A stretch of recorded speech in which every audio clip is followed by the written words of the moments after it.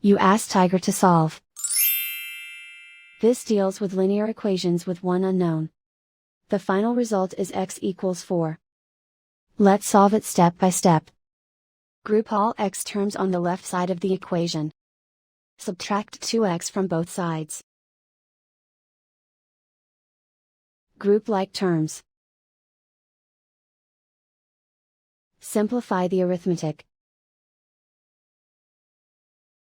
Group like terms.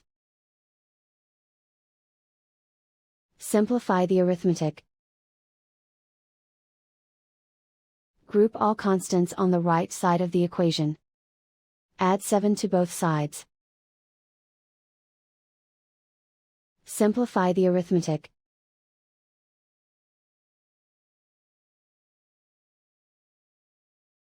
Isolate the x. Divide both sides by 2. Simplify the fraction. Find the greatest common factor of the numerator and denominator.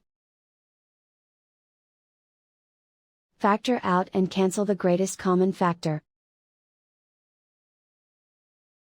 And so the final result is x equals 4.